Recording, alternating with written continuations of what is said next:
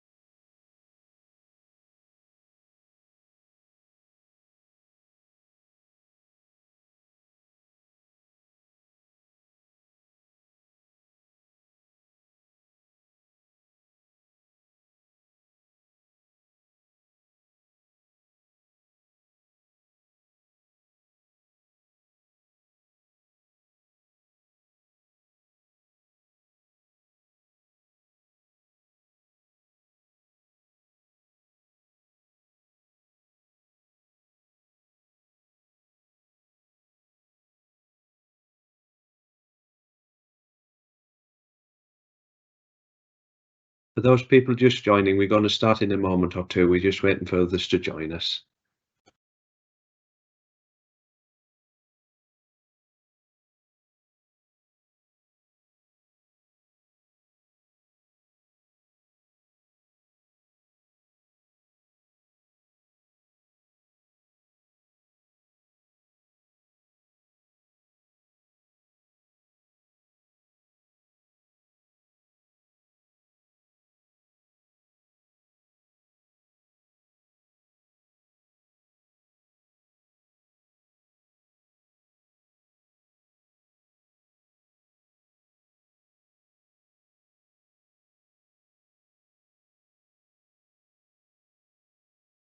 Right, everyone, we'll make a start. Could we have the next slide, please? Thank you very much, everyone, for joining us this afternoon. The purpose of this afternoon session is to reflect on the first full year of the Attendance Advisor programme and to share some of the learning that's come up during that year as our advisors have worked with local authorities up and down the country. My name is Adam Luke, for those of you who don't know me, and I head up the School Attendance Policy and Strategy team at the department. And I'm joined this afternoon by our advisors, Diane McConnell, Victoria Franklin and Kevin Burns, and they're three of our local authority focused advisors. Next slide, please. The agenda for this afternoon is pretty simple. I'm going to do a quick roundup of the national picture and the progress to date and the next steps from the department. And then I'm going to hand over to the advisors in succession who will guide you through their reflections on effective practice that they've seen up and down the country in different types and sizes of local authorities under each of the expectations set out in the Working Together to Improve School Attendance guidance. And they're going to try and illustrate really one of the key learning points from the first year that was baked into the programme and baked into the guidance, which is while there are a core set of things that all local authorities are expected to do, delivery of those will be different and can be different and should be different based on the context, local needs, local school population, etc. This afternoon is the first in a series of events that are going to take place between now and Easter, all virtual, where you'll have the chance to see effective practice examples from other local authorities up and down the country. And the idea there really is to help shape your thinking or get some top tips to help with your ongoing implementation. Today's session is very high level. It's an overview of each of the expectations, but following today, we're going to meet virtually in each region with your regional colleagues so that we can delve a little bit more deeply into 2 or 3 examples in each region and so that you can ask questions and reflect on the sort of more detailed practice of a number of different LAs in your region, and so that they can share their tips and suggestions with you. As today is a bit of an overview, we're not doing a specific question and answers, but if you do have thoughts, reflections or questions for the advisors, you can pop them in the chat as we go through. We'll capture them at the end of the session and we'll use those to shape and plan each of those regional sessions so that you get out of them what is most useful for you, basically. Next slide, please. Perfect. On progress to date then, since the Working Together to Improve School Attendance came into force in last September of 2022, we've seen an absolutely Herculean effort from all types of schools, local authorities and many partners in every area of the country, up and down the country, to move to a really new way of working for some, to build on an existing way of working for others, to change and improve for yet more. Really putting support first and ensuring that all parties and all partners are working together to treat the cause of barriers to attendance rather than seeing absence as a cause in and of itself, recognising that it is a symptom of whatever is happening in that child's life.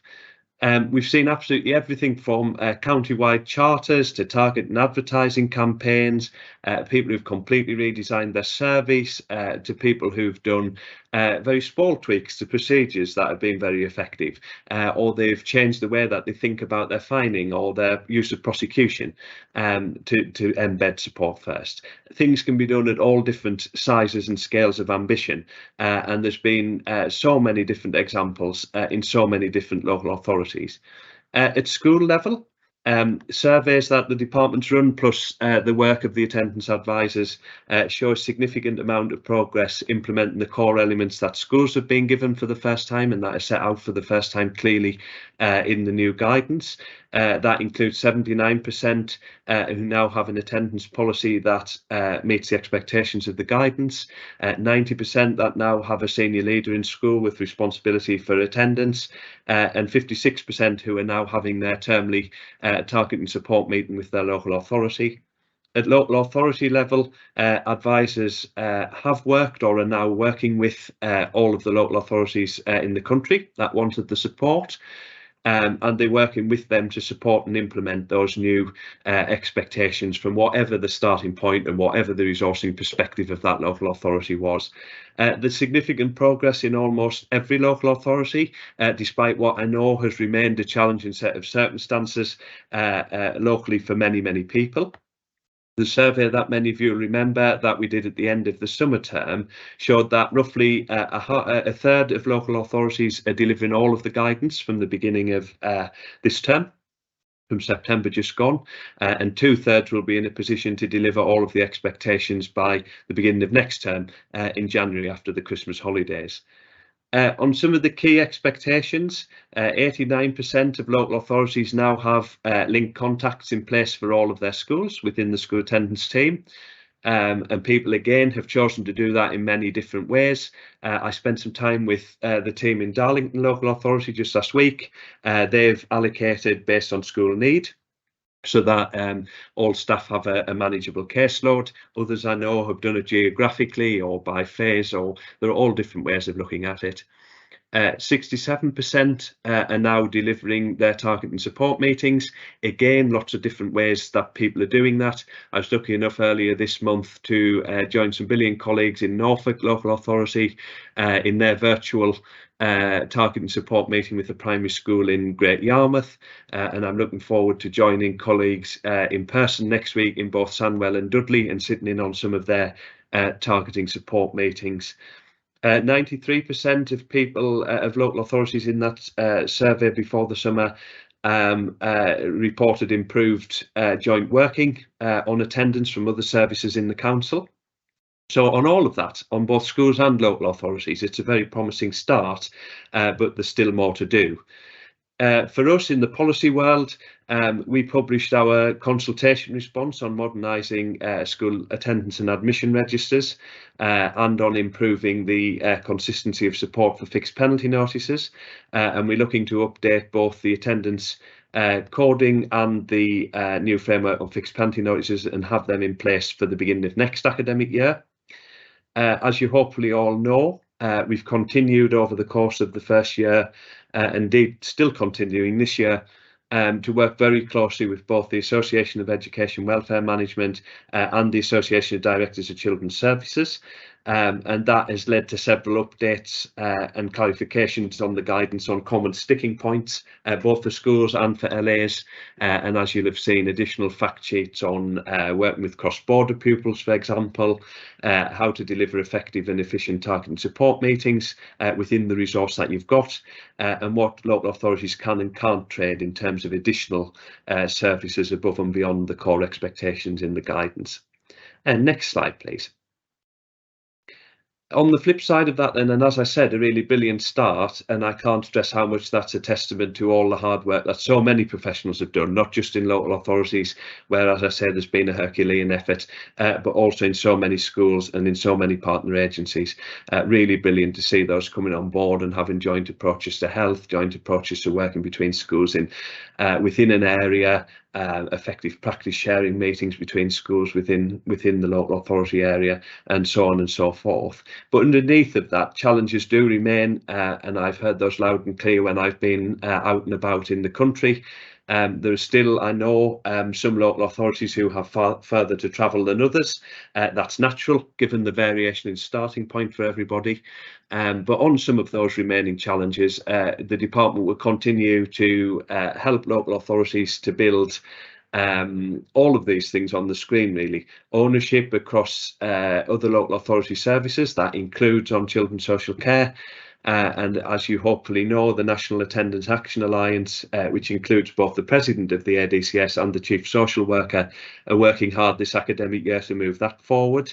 There'll also be updates to the Working Together to Safeguard Children to make clear the link and connection to attendance. Working with independent schools, I know, is the last piece in the jigsaw for a number of local authorities, and they've focused first on getting things right for state-funded schools. I know that's definitely the case in Camden, in Newcastle, in Lincolnshire, where I've been recently. But I know it is also particularly tricky, that piece, working with local authority, working with independent schools for local authorities with disproportionate numbers of pupils at independent schools. I know resourcing remains a challenge for many local authorities. It's not just the size of the teams. It's often, in fact, really brilliant examples are often, in fact, where there are tiny teams far below what the new burdens assessment originally set out, that are making the most of what they have and delivering above and beyond what the guidance expects with very little. But also the availability and the ability to recruit staff. And I know that's been particularly difficult over the last year as people have tried to increase staff in certain parts of the country. And I know the availability of support services and the sort of waiting times of support services is an area that is a worry for many, as is the sort of court time that has been allotted to teams in some parts of the country. Improving uptake and usability of the WAND attendance data system, the View Education data, is something, again, that I've heard that people still think there is work to do. I know 2 local authorities now have 100% sign up, but there's more to do there. And now that we are starting to see very high levels of sign up for sharing data, we can start to focus a bit more in this coming year on encouraging schools to use that, and encouraging schools and local authorities to work together on that tool, so that we can improve the earlier availability of support for families, and by recognising that need earlier, really.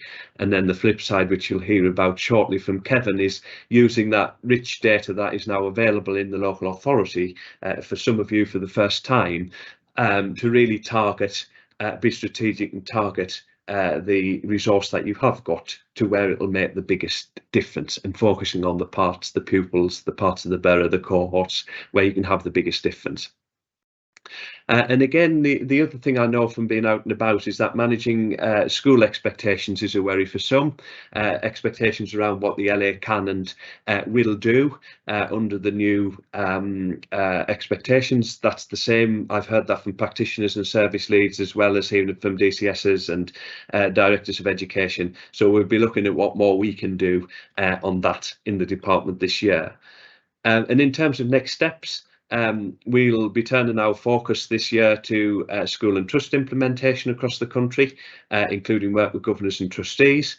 We'll publish the last in that series of fact sheets that I mentioned, with one on independent schools to help those people who are still working on that last piece of the jigsaw. And as the consultation response that I mentioned back in the summer sort of suggested, we'll be working on a replacement for the pupil registration regulations, and the same for the National Framework on Fixed Penalty Notices for Absence, both of those with the aim to begin at the beginning of the next academic year. And as I said at the start, really, now so many local authorities have the experience of this implementation journey and have started to see many of the benefits of working in this way. We know that so many of you are delivering in different ways. We'll endeavour to share that so that you can all learn from one another and pick up tips and suggestions from one another. There's no clear and right way to do this. And the next step, as I said, in doing that is to meet regionally now after today's sort of introductory session, where there'll be real time set aside to discuss and ask questions of your peers and really delve into some of the detail of how they've gone about making those changes. And with that, that's enough from me, and I'll hand over to Kevin, the first of our advisors to take to the virtual stage this afternoon, who's going to talk to us all about strategy and use of attendance data. Thanks, Kevin. Thanks very much indeed, and good afternoon, everybody. So we've been asked to talk to you around what we've noticed in our travels around the country of things that are working well, and also things that we've noticed working well in different areas. So things that you might be able to take away and apply to your own area, or things that may be happening in your area already, because all of these examples are pinched. All of these examples come from the good practice that we've seen around the country already. And all these good examples are part and parcel of the everyday work that you and your teams are doing in local authorities. None of these will work in isolation. When we were discussing which examples we would use to share with you this afternoon, whilst we're picking out multiple examples from several authorities, all of the practice is intertwined and all of these areas do complement each other. So as we talk this afternoon, we will highlight some of the things in each other's examples, but also the expectation is none of these is a silver bullet and none of these will work in isolation. So they're all part and parcel of a much bigger picture. So the strategy and use of data is a section that I'm going to cover first. And the first thing that we've noticed nationally is a move to consider attendance beyond school attendance, because that language has in the past proved a bit of a barrier to other services, other stakeholders and other people who could be involved in making sure that attendance is as strong as it could possibly be. So thinking about educational engagement, thinking about community engagement, think about being part and parcel of their community and of the education offer. It is more along the lines of what strategies, where they're having success, are aimed at. We're still seeing barriers in some areas around it being just attendance or just a school issue. And some of the ways you can tackle that and some of the ways you can respond to that is thinking about how you use your strategy, where you pitch your strategy and who's involved in that. Diane will talk later on about the importance of multidisciplinary action and multidisciplinary involvement, and it's really key that at a strategic level that you have the decision makers and the movers and shakers, if you like, in a multidisciplinary approach to strategy. So getting those right partners in place and making sure that it's everybody's business is exceptionally important, but also making sure that that's tangible. So again, starting from your strategy, thinking about, okay, how do we make attendance everybody's business, and then how do we demonstrate that on a daily basis? How do we make sure that everybody is signed up? How do we make sure that everybody can see what's in it for them, but also the importance of really strong school attendance on improving things right across the piece for children in terms of their community engagement, but also their success and outcomes over time. Being really clear from the start of your strategy about what success looks like, perhaps in a locality, but also thinking about what that might look like for partners, but also that it might be different across your local authority area.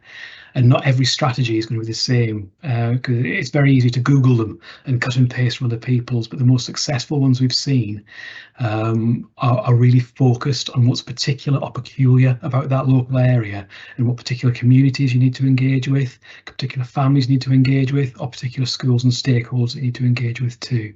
So that strategy is very much a bespoke document that is taken down off the shelf and impacts on daily practice. So those broad statements about wanting to be back at the same levels pre the school closures or at national average need to be refined and thought about, so they're really, really pertinent to your area, your local area, and that the targets you're setting are achievable for the teams who are delivering on them, but also aspirational for the children and young people who are there. So making those connections through your strategy to everybody who's available, making those connections and utilising what you've got there already. As we talked about at the start of this meeting, using those connections and bringing on partners could really support you in the direction that you want to take and the work that you want to do. So one example of that is using kind of governance apparatus that's there already. So you're looking, for example, to your local safeguarding board as an opportunity to have the right sort of people to be informing your strategy, be involved in your strategy. So it's not just the usual suspects who are involved in schools attendance, it's thinking about those wider offers and those wider stakeholders who can have a real impact and a real difference that can be made beyond the school gate for the children, young people and their families. So in terms of the top tips around the strategy, it's being really clear and making milestones and deliverables really clear so people know what success looks like.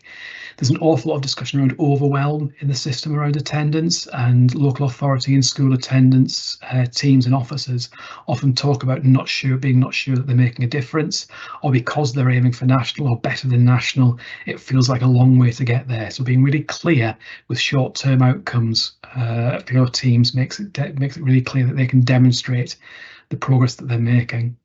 Also being clear on what success looks like at an individual level and a strategic level. So thinking about, again, local areas, the differences between different parts of your local authority, and thinking about making it really specific to how you know you're going to be making a difference and how your strategy is going to be impactful.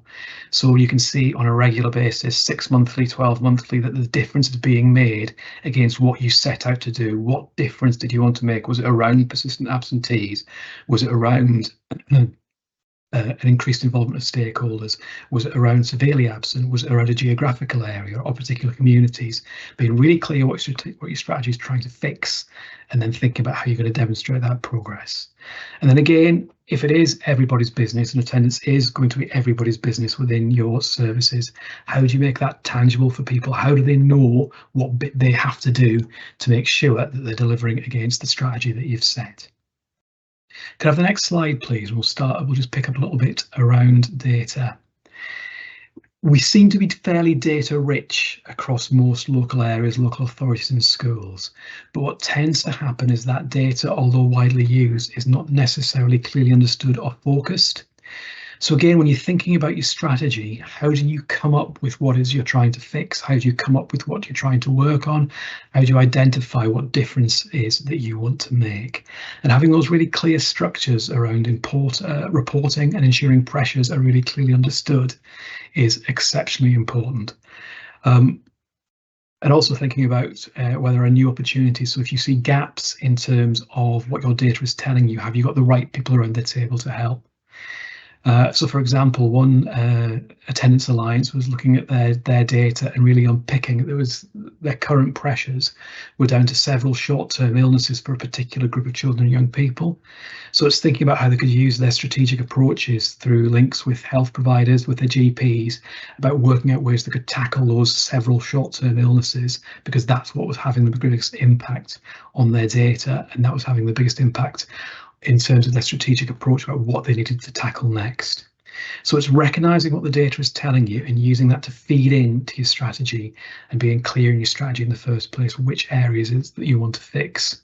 because again, that idea of overwhelm, trying to fix everything at once, is proving exceptionally problematic. So where local areas in partnership are breaking down what they know and then tackling them stage by stage, making sure that they're focused on where they can have either most impact or they can see the biggest risk is having the biggest impact as far as we can see.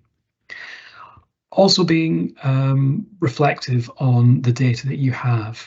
Not everybody has a full data set, and even with the changes nationally, and even with the opportunity that several local areas have had to relook at their data systems and their management systems, not everybody has a full data set. Not every school is signed up yet. Not every school contributes to local authority data, or not every local authority is looking at their data at a kind of a pupil refined level. But instead of making that a barrier, it's picking up on, okay, what are opportunities here? What do we have the data to prove at the moment? And then refining that as time goes on. Some of the most interesting work we've seen around the use of data is where there's been significant change to the local area and the way they report data anyway. So there's been a change as a result of a change to the EMS system, or they were refining how social care were capturing their work through EMS or the SEND service. And as a result of that, they've enabled themselves to really look at attendance in those areas too. So whilst those are expensive changes, other local areas who've not had the luxury of being able to do that have used what they've had and used the systems that they've got and are as able to check and challenge themselves around the data they have and the focus they have. It may not be as pretty and the graphs may be slightly harder to create, but the actual content that they get to at the end using the data they have and the systems that they have has been just as high quality. So in terms of top tips then around the use of data to inform strategy, it's thinking that the numbers that you have are leading into action. So it's not just a passive reporting of information. The mechanisms through which the governance is put in place, or the mechanisms by which those systems are checked and challenged, mean that it's informing strategy all the time. And as a result of what boards are being told, what alliances are being told, what local area partnerships are being told, they are defining actions as a result and making differences and changes that will result in better attendance for children and young people. Making sure there's an understanding that there's a difference between assurance and reassurance.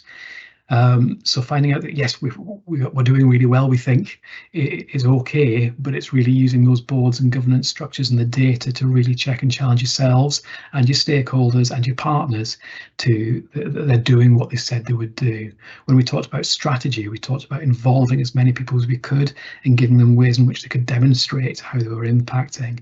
The more measurable those are, the more reportable those are, the more demonstrable those are, then the easier it is for you to show the progress that you're having. And again, that helps for your officers who can feel overwhelmed by the number of children and young people who are still in the system who are experiencing difficulties in their attendance. And also thinking about celebrating that success. It's difficult to leap back above national if you've been below for a while. It's difficult to get back to the same levels that we were pre the school closures. So it's about identifying those small steps and incremental improvements through your data, celebrating them and making sure that the teams know that the work they're doing is impactful. And making sure that the work they're doing is being well reflected strategically and well recognised. So I'm going to hand across next to Victoria, who's going to talk about communication. Thank you very much. Good afternoon, everybody. It's great to be with you this afternoon, and thank you very much, Kevin, for handing over to me. So like Kevin and Diane, my examples of strong and best practice have been gathered from the work that I've been doing across the country. They are from a mix of different local authority types. And just like as Kevin has said, some of the examples are born out of very much creative thinking, very much wanting to perhaps change and use technology better than had been used in the past, and I want to share with you some of the impact of that really, and it's been quite exciting to be alongside some of those local authorities who have really thought about the way that they are communicating information, advice and guidance to schools and to parents and young people and other partners. One of the biggest areas of development that I've seen is actually having and developing a strong online presence. That's both in person and for resources. And I'd like to explain a little bit about what I mean by that, what I've actually observed. So an online presence would be where a local authority is providing some online training, some online network meetings, and I'll talk about those in a bit more detail as we go through this slide. One of the local authorities that I've been working with have built an online toolkit platform with password access to information. So that negates the need for lots of telephone calls into the local authority for advice and guidance. And that toolkit platform provides information about all related attendance matters, including CME, EHE, and they've called those quick guides to frequently asked questions. That helps people to become informed and empowered to make their own decisions in school, and also understand the system better without having to rely on others. One of the developments around that online toolkit platform has been the sharing back with schools of their data that they're sharing with the local authority.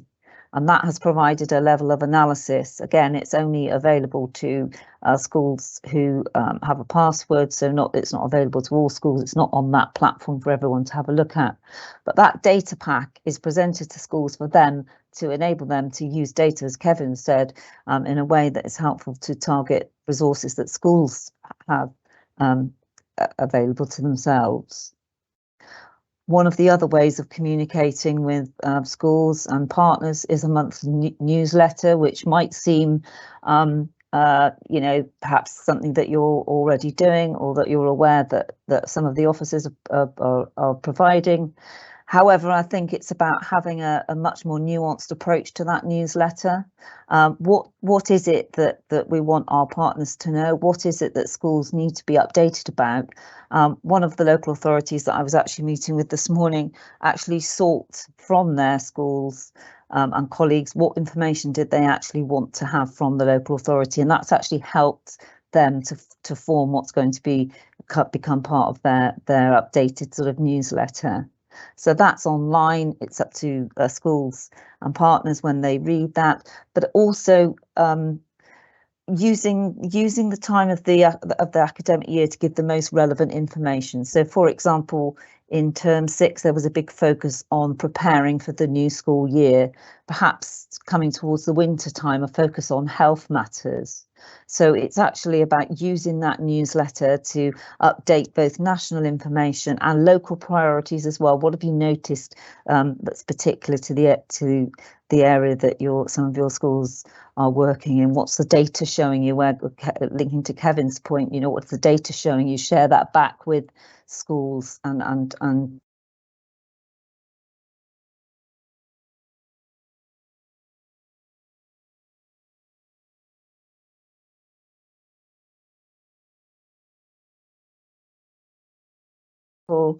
it's anonymous advice. That means that the school can go away and take some actions without having to wait either for somebody to come into contact. Of course, we'll hear in a bit about targeting support meetings, that this is not a way to necessarily replace those more in-depth meetings, but this is a quick weekly online available drop-in for those people who want to know a little bit more about how to manage something themselves. And also an offer of free online training in relation to fixed penalty notice completion, children missing education, administration, and also online training about that senior leader role. We heard from Adam about the percentage of senior leaders now in place leading on school attendance. So all this, the impact of all this has meant there's been an increased uptake and improvement in school practice. Schools feeling empowered to be able to take steps themselves with just a small amount of guidance, and obviously a cut down on the time that this takes, so people not having to travel into a school setting to give that advice.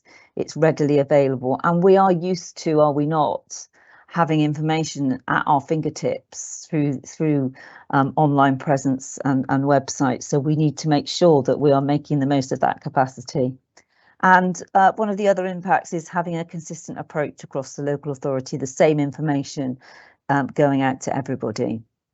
So some top tips: really consistent, cohesive messages from all services, and other services using the newsletter, for example, to get messages out around some of the areas that they want partners to know about of the work that's going on around school attendance, and linking with that in their service.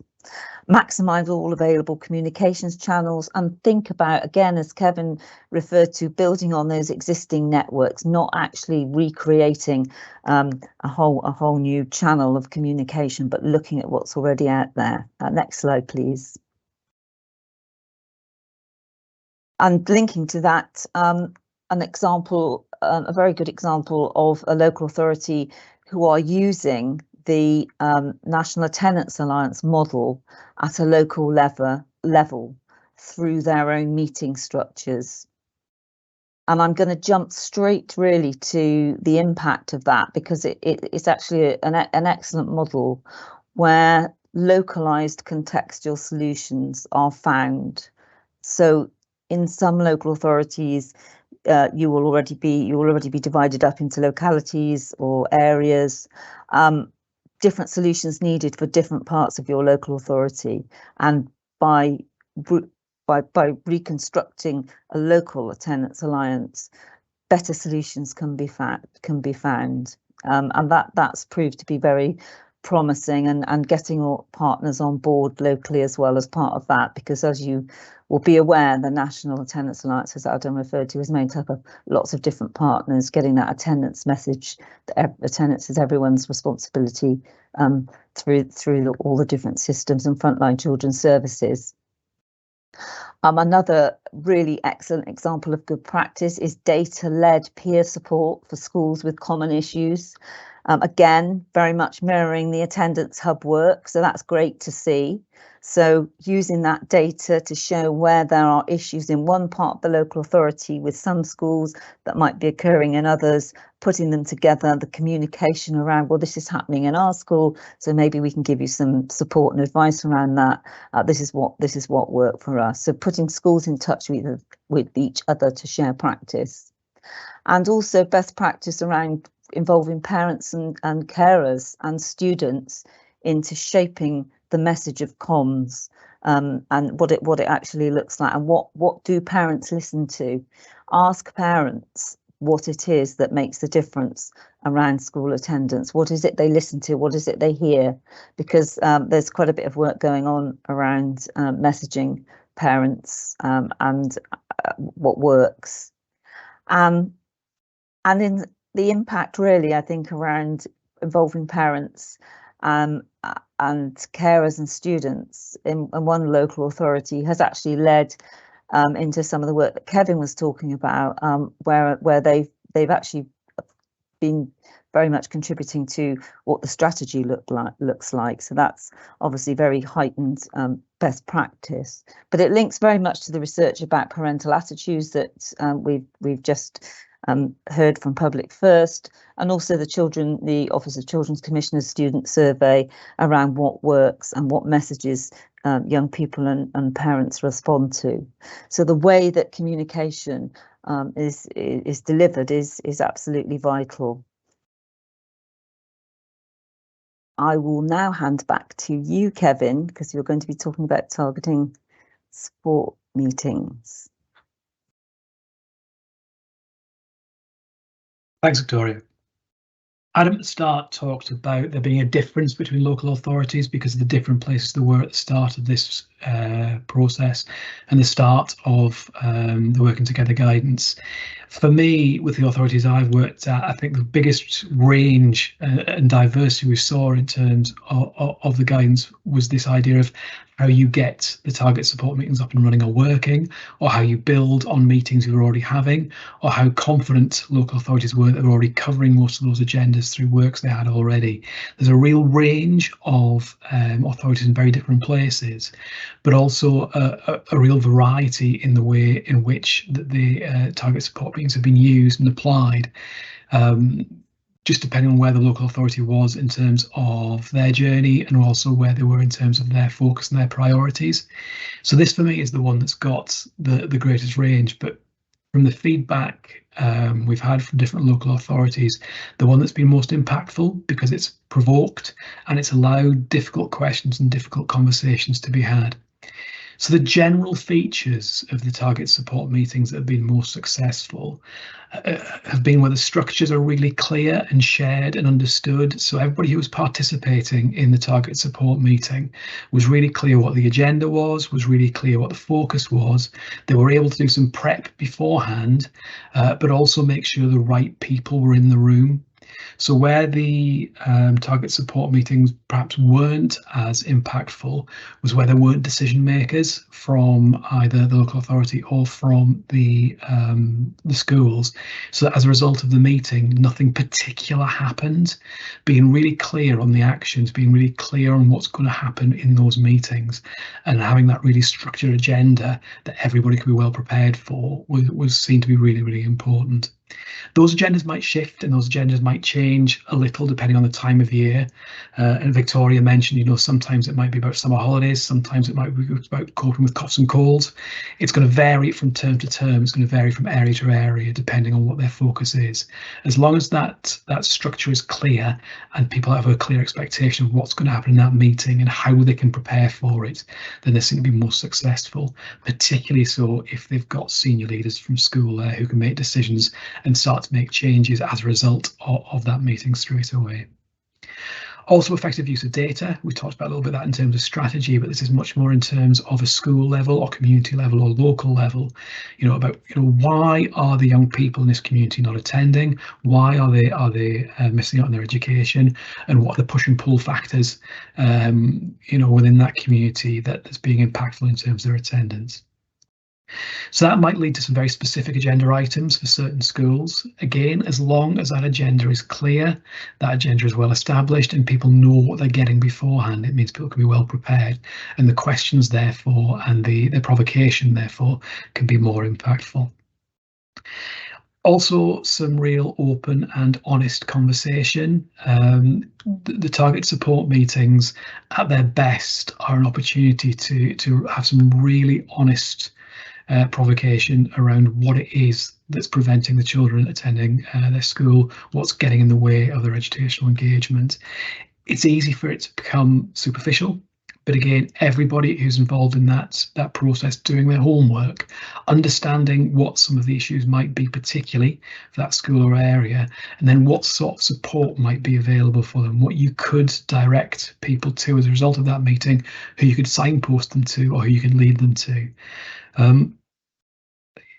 A focus beyond kind of just what the school and the attendance team can do. Who else is involved? Who else can understand the issues that the families and the young people are facing, and what impact they could have on that?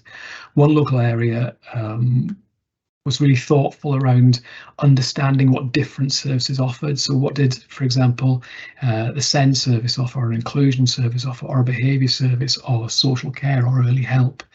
And so it was agreed that some senior managers from each of those strands would go and listen in to a few of the target support meetings and start to understand what offer they could make to the children and young people.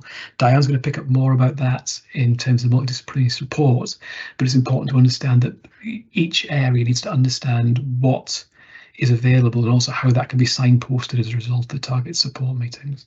So the top tips for the first part of this are a real focus on making a difference. What's going to make a change for the children and young people who you talk about in the target support meetings? Getting the right level of participation engagement, so having the right people around the table to actually influence and make a change and a difference for the children and young people you're talking about. Simple systems for booking and recording meetings, so it's not about picking the phone up and chasing and coordinating diaries, and also ways in which you could live record those meetings and the actions from them, so there's no need for minutes or to delays in getting things done because you're waiting for minutes to be sent out. So there's really simple booking and recording systems using IT or Google Meets or whatever kind of skills and magic you have in your local area, which would allow you to do that. Just take some of the pressure out of it and some of the sting out of it in terms of organisation. If we could pop on to the next slide, one of the models that we've talked about for the target support meetings is thinking about those children and young people who may need something different.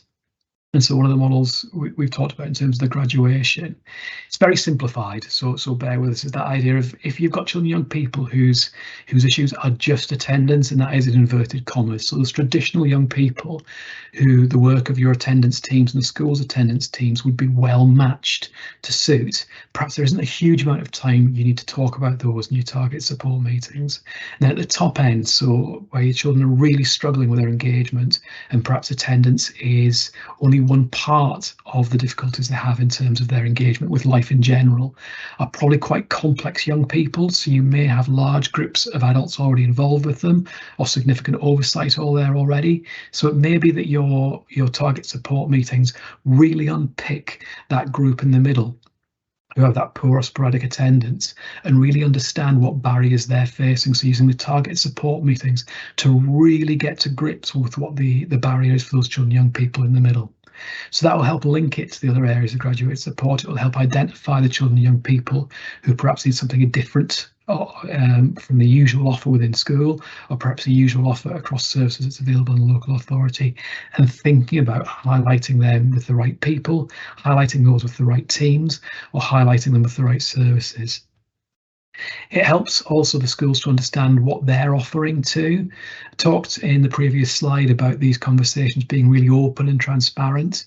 Again, some of those best ones are where it's cards on the table. And we had one school who, through this process, recognised a huge group of their children and young people weren't attending because of the number of supply teachers they'd had, and their curriculum wasn't right as a result. So their in-school offer wasn't right for the children and young people, and they were voting with their feet. So that school had to do some really, difficult soul searching about there was no point doing the other attendance work until they had that right. They had to make the offer really attractive. But that was handled really delicately and really carefully by a really talented attendance team who worked in partnership through the target support meetings. They were really clear what they were going to do before they went in. And it allowed the school to get to that point where they were able to reflect in front of other colleagues that they needed to do something internally first. So the power of the target support meeting isn't just about, saying, oh, we need this service for that young person or that service for this young person. It's about really unpicking what the challenges are, about really understanding what the barriers are, and then who's got the opportunity to change that, who's got the opportunity to make that better for the children and young people and really make a difference in those families. So the top tip there is really just a summary of that. Really think about what those barriers are and who's best placed to do something about it, who's able to do the fix, and have they got influence in that meeting to then take away and do something different about it. So I've thrown forward to Diane a few times the multidisciplinary teams, but she's going to talk to us about that in more detail now. Great, thank you very much, Kevin. So I'm going to talk about multidisciplinary support for families. So the expectation to ensure that where there are barriers to attendance, there's a family-face support to tackle that cause of absenteeism and unblock the barriers to attendance. And this for me is really where the magic really happens, that can really make a difference in councils, where the focus shifts from it being the job of the attendance team or a small band VWOs and becomes the job of services across the council, particularly into early help and social care. So I'd like to start reflecting on where this has been well implemented by looking at the top tip tactics first, and then I've got a couple of examples of councils that have utilised this approach. So the first top tip is to look at the use of the DFE self-assessment tool, because I really think it cements the principle of attendance being everybody's business if senior managers across services are informed about the self-assessment and populating it. In some councils, this has started with the creation of attendance steering group with senior managers representing their services, and then has led to creating a composite document that reads across all services and really raises the profile for how partners needed to contribute. So out of this has come training across services, explicit pathways of support, and much clearer signposting of who does what when.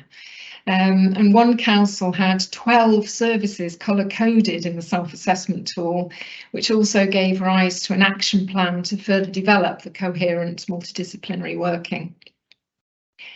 So the second top tip is to ensure the contribution of all is rooted in a very clear understanding of what each contribution each service will make in their day-to-day business.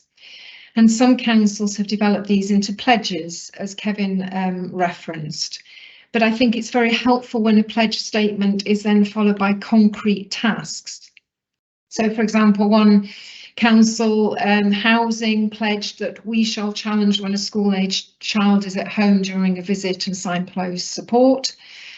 Police pledged we can ensure attendance is a key element of all youth justice and tag plans.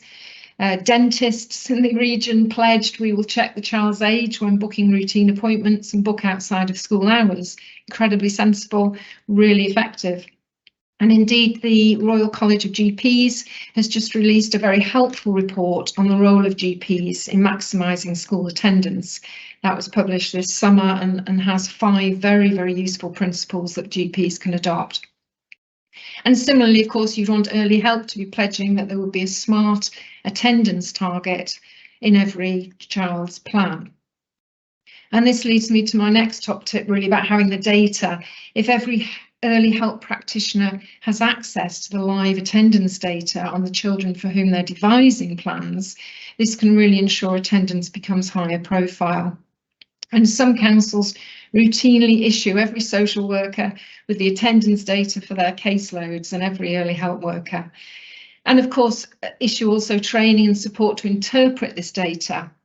And, you know, realise, to be flippant, that 87% is great on a test, but it isn't good for attendance, and we need to be aiming for well over 90% to ensure the child secures the learning they need. And then the last top tip is really back to the strategy work, but it's so important that the role of agencies is spelled out explicitly in a graduated response. You know, it's back to who does what when. And where this is clearly articulated in a pathway document, or some councils have a flow chart or a tiered graduated response, it's very effective. So if we could look at one example of this, this is from a large metropolitan borough council I've worked with. It's got a high degree of deprivation and challenge, but it is started by routing attendance concerns immediately into the early help service. So if a school identifies a concern around attendance and they've endeavoured to engage the child and family in the school strategies that would be expected, they would refer it through to their link worker who sits in a locality base and has a role for early help and attendance explicit in their job description. So the resulting support will be predicated on the early help assessment, and the council runs many parenting programmes and interventions which could then be deployed. So the pathway for attendance concerns is through the early help, and different responses are signposted in a graduated response pathway. In this council, it's called the Early Help School Attendance Matters pathway. And when cases are complex or stuck, these come to a panel to triage.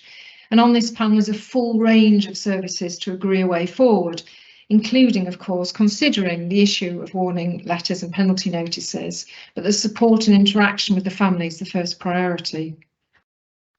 So the centrality of early help in this council is also extended into influencing other services to prioritise attendance. For example, you can see here that the head of early help sits on the SEND panel. So all the oversight of the education, health and care plans has attendance at its heart. And the route into social care is also very clear.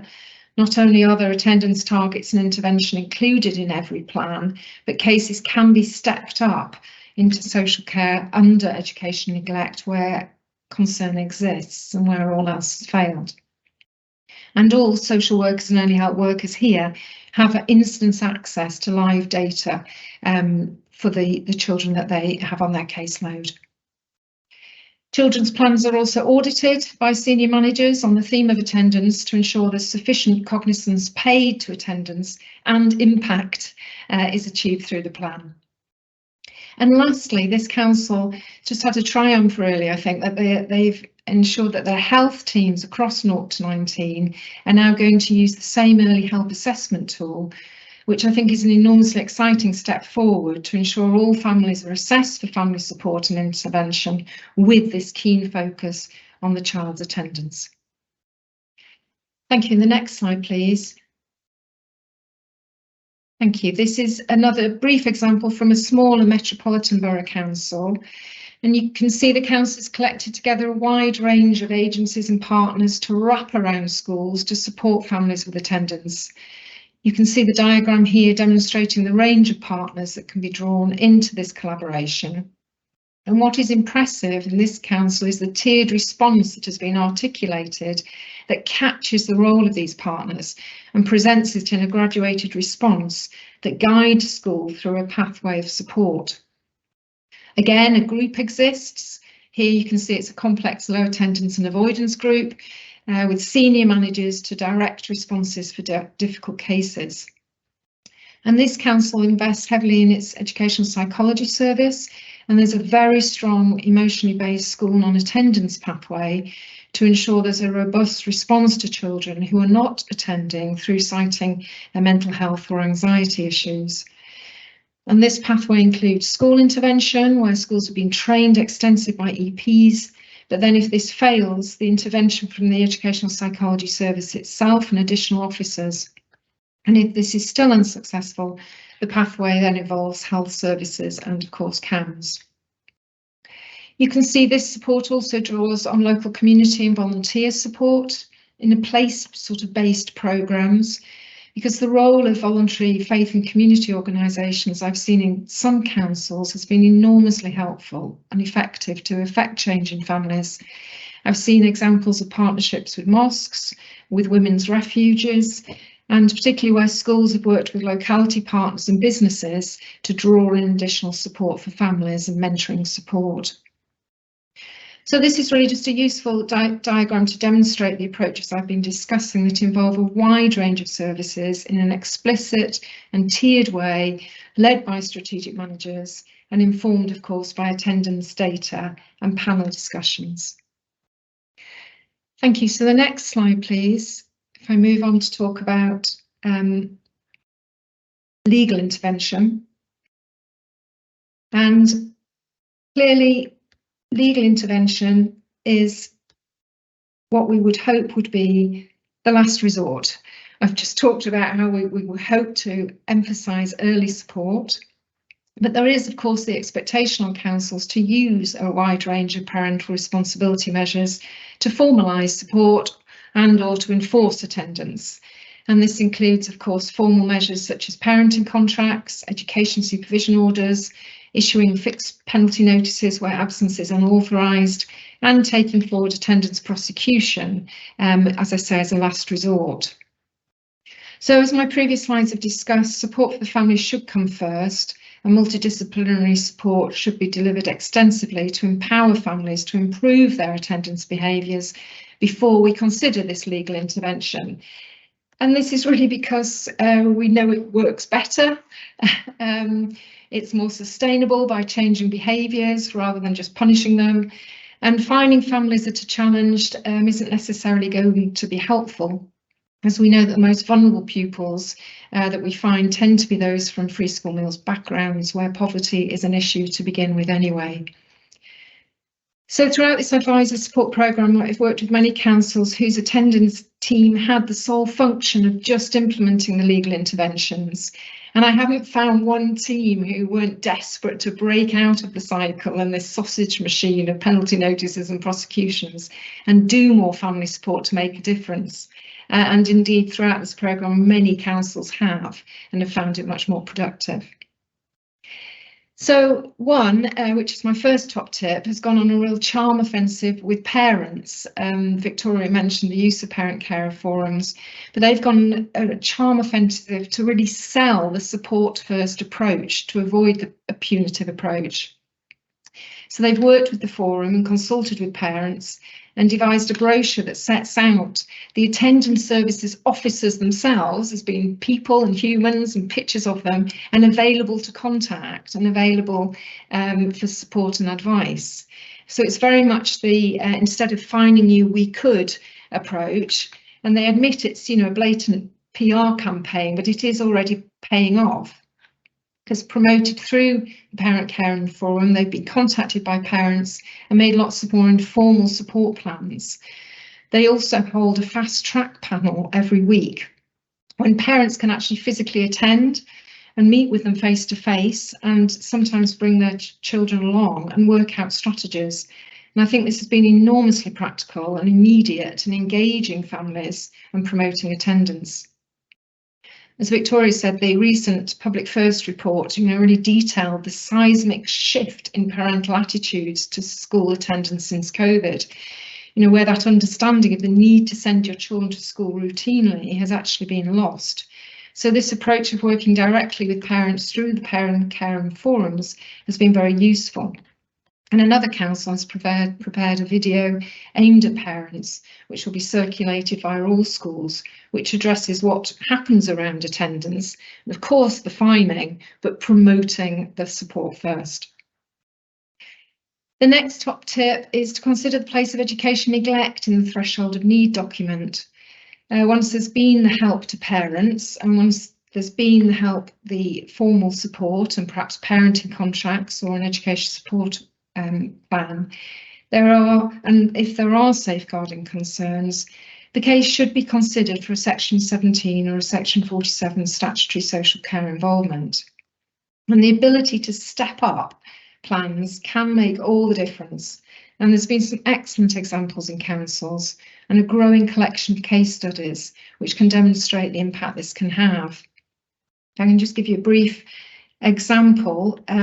Recently, a 14-year-old boy attaining well below age-related expectations, at risk of PECs because when he was in school there was quite some challenging behaviour demonstrated, very, very low attendance. The family had a family first worker, but the parent was not engaging. And an education neglect referral was made through the council's education neglect threshold of need pathway, and a full social care assessment was made. And this provided a much deeper understanding of the family dynamic, and indeed the parents' reliance on drug and misuse of drugs, and the impact of neglect on the child. And as a result of this, the child was moved to the grandfather's house with a support package back into school. And without that step up into social care via education neglect, the house move to the paternal grandparents would not have been facilitated. And in this case, it was enormously impactful. But of course, the place of education neglect needs to be firmly explained and articulated in the graduated response, which indeed is the same for the legal interventions, which is the next top tip. It must be clear where they sit and what happens when we need to access them. So it's very, very clearly involved in that graduated response.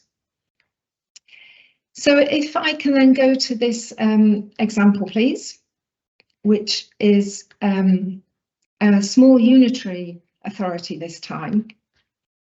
And this council has, interestingly, just rearranged where it has put the its law service within the council. So they were a centralised resource, and indeed they have been co-located now with individual services. And it's very interesting, the one that has been allocated to the attendance team has made a really interesting review of where the use of legal interventions is beginning to fall. So they have reviewed how they are allocating penalty notices, how they're allocating education supervision orders, and indeed who is the lead practitioner named in the plan that can take this forward. it has resulted, I think, in a very interesting reallocation of support. And it's been very useful, I think, to look at who in the council is actually supervising some of these measures, and of course making it a contribution from a broader service. And that's where, of course, we'd want to involve our early help colleagues and our social care colleagues where necessary. And in this particular council as well, they've had a weekly early help clinic, and it's been very interesting that schools have been logging into this even when they haven't had a case to present, because of the useful discussion around the understanding of pathways and support available. And interestingly, of course, often these cases have been around where attendance has been an issue. It, I think, has really enhanced the understanding of the sector about support services in the council, but similarly it's enhanced support services understanding of challenges and concerns around the sector and schools issues. And throughout these measures, the demand for legal interventions has been very helpfully falling. Thank you. So if I could have the next slide, please. Oh gosh, sorry, have we missed one of my slides? Sorry, previous one. Can we go back again? Thank you. I don't think I've already spoken about this one. I think we might have tripped one. Is that right? So if I can go to my large county council next then, please.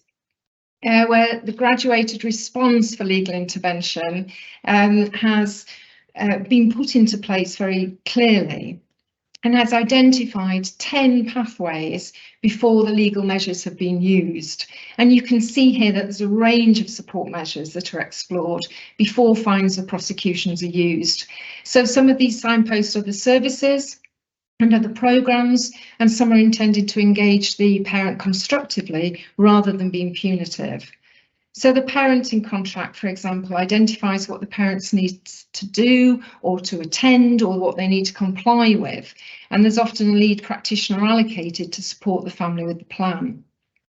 If this is not having a positive impact, a range of meetings can be called, and as you can see in this council, these range from informal to increasingly formal meetings, which may then lead to an education supervision order being made through the family court rather than the magistrates court. And the council is finding that the support plans are increasingly meaning that further fines or prosecutions are not necessary, and that even the education supervision orders are seldom used. The digital system to pay fines has freed up capacity within the team as admin for processing has reduced, and the team are finding they're not taking so many cases to court now anyway due to the alternative support pathways available.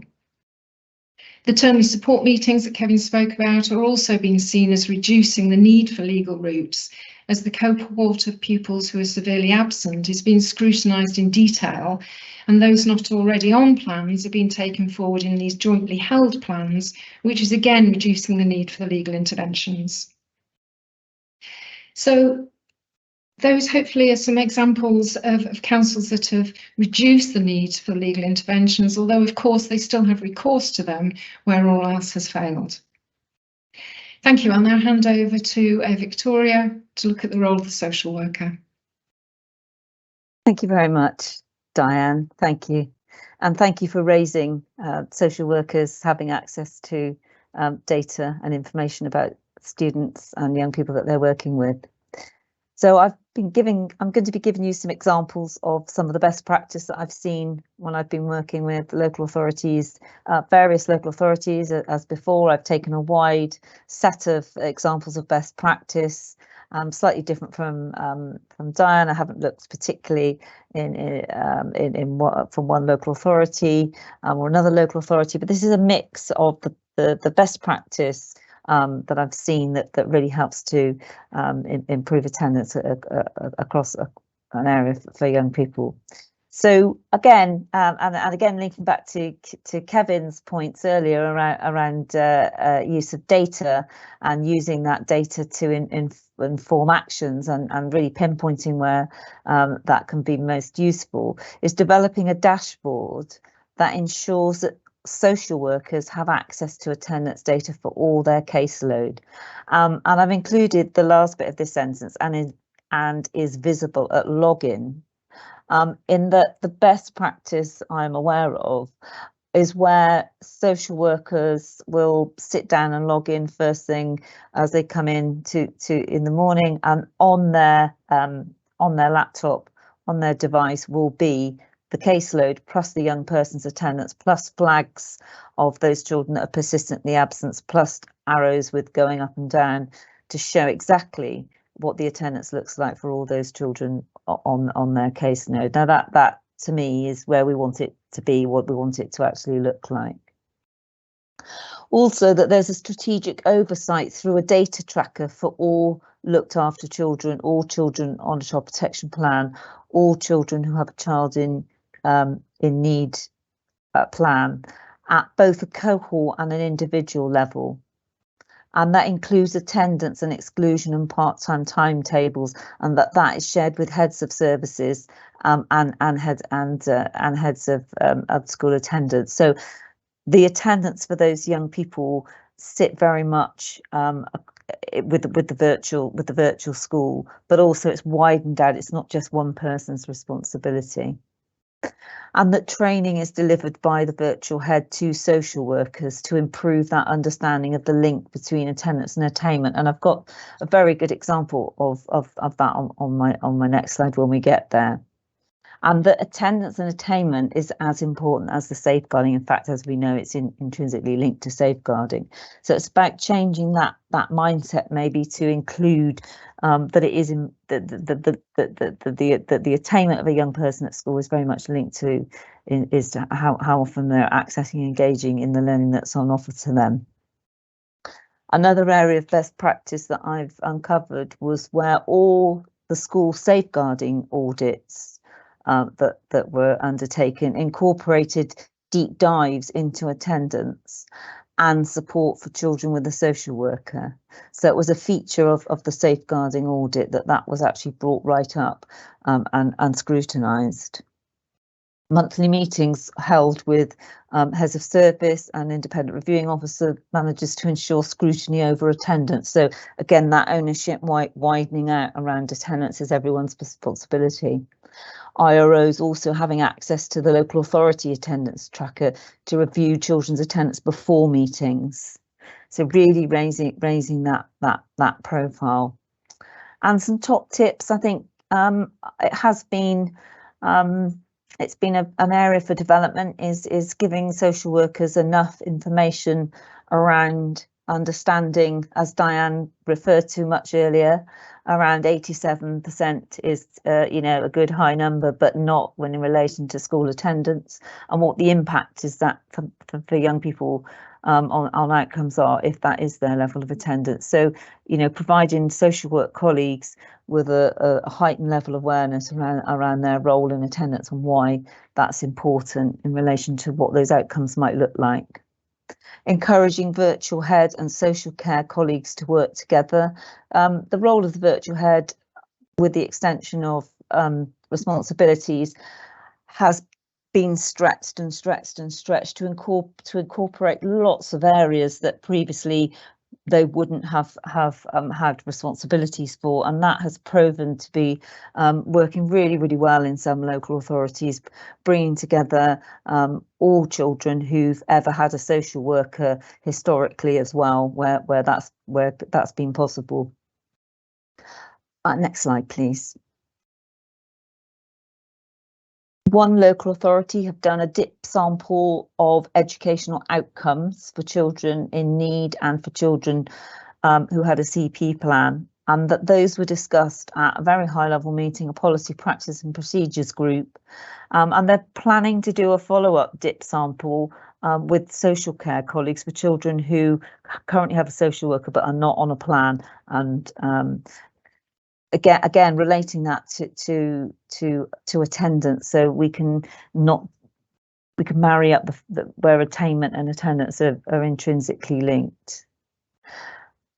Another good example I would say is where the attendance is a priority on the virtual school development plan. So that again, that takes high priority, that training is delivered to all DSLs by the virtual head, that it's not seen solely as training that should be delivered by the school attendance team, for example. We want other frontline services to be competent and able to deliver that training, and to understand that everyone has that role in attendance, and they are just as able to deliver training around school attendance as the school attendance team. And the impact of this best practice has been that attendance across the local authority is a high priority. It's got high challenge. For example, where looked after children might be in alternative provision, might be on reduced or part-time timetables. That's challenged because all children have the right to a full-time education. It's not accepted. And high expectations as corporate parents, as you would wish to have for children of your own. So I think that's probably all I want to say about the best practice with for children with a social worker.